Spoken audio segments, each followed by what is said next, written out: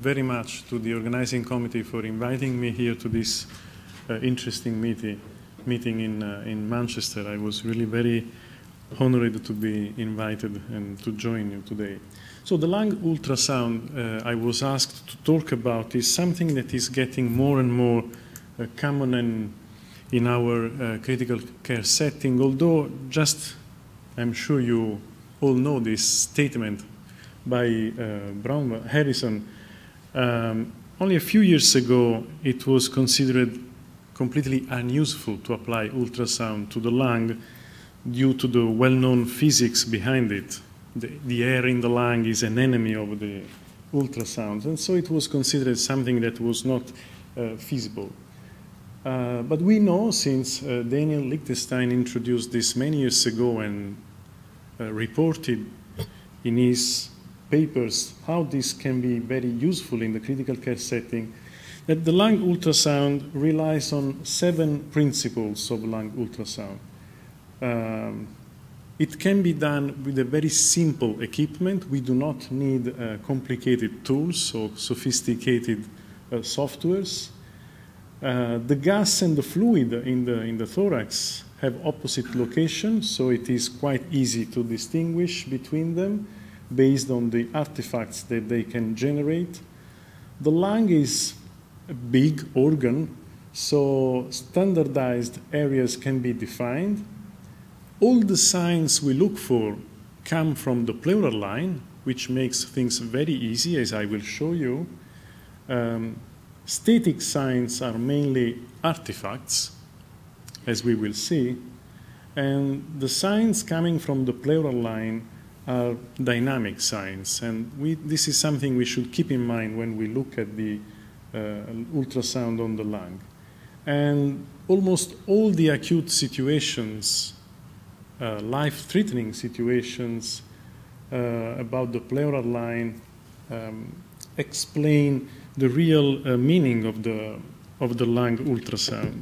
So if you look at this picture, it will be very easy to understand that if your probe is on the top of the screen, or it was on the top of the screen, this is the chest wall. This white line here is the pleural line. And when the patient ventilates or breathes spontaneously, the pleural line shows this horizontal movement, which is the sign we look for, the so-called sliding sign. When we apply ultrasound to the lung, we basically look for artifacts. The pleural line is a true sign, is there, and the sliding sign is something that is really occurring, but all the semiotics we look for is based on artifacts caused by the ultrasound running, their travel in the air. So again, the white line and the sliding sign, the horizontal sign, the horizontal movement, sorry, I'm trying to show you again. You see the white line moving horizontally? This is something we look for. And if you apply the M mode, you can very easily detect 2 different areas over your echo screen. The so-called seashore sign, where the tissue above the pleural line is, let's say, the waves coming from the sea, and what is below the pleural line is the shore. So you will see that there is a lot of fantasy in lung ultrasound. This is probably a picture that makes things clear. The sand and the sea, the seashore sign. If you apply the M mode, you will see this running on the echo screen, and it will be very important to recognize this net distinction between the shore and the sea, because that is the clear image of a normal lung pattern on the lung ultrasound. Now, when you use the ultrasound on the lung, you should always keep in mind that what you see on the echo machine depends on the changes in the air-to-water ratio occurring in the lung. Under normal circumstances, the lung is completely filled of air. But when things start going wrong, for example, if you have acute lung injury or pneumonia or ARDS and so on, the content of the lung changes and water starts to increase and air starts to decrease. So the air to water ratio changes. And if you look at the different situations we can find in the interstitial syndrome, which means when we have increased extravascular lung water or when there is alveolar consolidation and atelectasis, the picture you get by applying the ultrasound on the lung is completely different from what you find in a normal situation. And this is based on this change in the air to water ratio. The more, the more the water, the more the white on the screen. The more the air, the more the black on the screen. Okay, so black is something related to normal, whereas white is the color that you would not like to see when you scan your patient. And when the lung starts to show an increase in the extravascular lung water, in the water content, and you have this thickening in the interlobular septum, you clearly see a change in the echo picture, and you start seeing these vertical, bright, white lines, which I will show you are called B lines, and are a clear sign of an increased extravascular lung water. So the B lines, which can be also found described as comets in the lung, are these white lines starting from the pleural line. I don't know why it's doing like that. We checked it and it was fine. Okay, so they start from the pleural line and go down. The more comets you see, the more extravascular lung water is there. Here you have another example. So the pleural line, the bright white line moving horizontally, which is easy to find, and the vertical line, the so-called B lines or comets describing the water content. And as I said, the more the B lines, the higher, the more the extravascular lung water.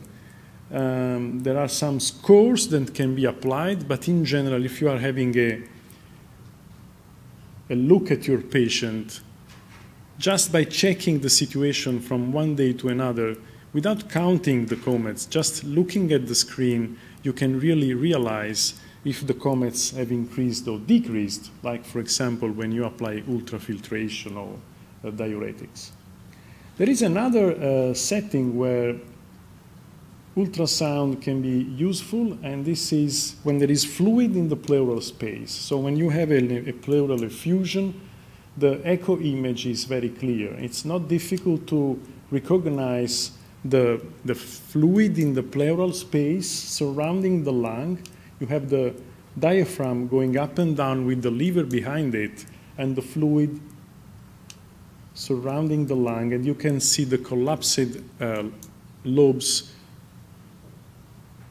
floating in the fluid. Well, if you use the ultrasound, you can recognize the pleural effusion, but you can also guide your intervention. So if you decide that the pleural effusion needs to be drained, this is easily performed under echo guidance. You can very nicely detect where the effusion is very large, so where it's safe to puncture, and you can guide the whole procedure and check after the drainage whether there is still fluid in the pleural space or not. But there is also another clinical situation where the ultrasound can be useful in the critical care setting, which is the pneumothorax, when we have air, and not water, but air in the pleural space. And the picture we get from the ultrasound depends on the fact that having the air between the visceral and the pleural, the parietal pleural, will change the interface the ultrasound will meet during its travel. So the normal white, bright, sliding line which gives us the typical seashore sign, will be completely different when we have a pneumothorax, And this is called, again, a lot of fantasy, the stratosphere sign. When you see something like this, which reminds the stratosphere, as they say, this is a clear sign of pneumothorax. This is an example. By applying the M mode, you do not distinguish the sea and the shore again, but you have this barcode. You can also find it described as barcode sign or stratosphere sign, reminding us that there is pneumothorax, that there is air between the two pleural, and so the patient is a pneumothorax. Now, if you think about the pneumothorax and an air collection in the pleural space, it's not difficult to understand that when the patient is under mechanical ventilation or even under spontaneous ventilation, the pleural will move with the lung up and down during inspiration and expiration. And so the interface between the normal pleural and the pneumothorax will move below, under your probe. And this will allow us to distinguish in a dynamic way between the stratosphere and the seashore sign, because when the normal lung comes under the probe, we will see the normal pattern, and when the normal lung goes down and then you have the pneumothorax coming below the probe, you will see the stratosphere sign of the barcode. If you can recognize this, then you are identifying the so-called lung point, which is exactly where the pneumothorax ends. So you can distinguish the normal and the pneumothorax area, and this interface will tell you the extension of the pneumothorax. Here you have an example. This is sliding, this is not sliding. So this is the lung point. And the lung point, with no lungs lying, identifies a pneumothorax pattern in the chest. But there is also another clinical situation which needs to be considered, which is acute hypoxemia, which very often occurs in the intensive care. And when a patient experiences such an acute hypoxemia, again, the ultrasound is very helpful in ruling out what is the etiology. Is it a pleural effusion? Is it a pneumothorax? Is it a pneumonia? It depends on the image your your ultrasound machine will provide you. For example, in ARDS patients where we have such an acute hypoxemia with a so important involvement of the lung regions, with a well-known dishomogeneity of the inflammation across the different regions in the lung, well, this is a setting where lung ultrasound can be very helpful. And the typical findings when you put your probe on the chest are the subpleural consolidations, the absence of the lung sliding or a reduction of the normal lung movement.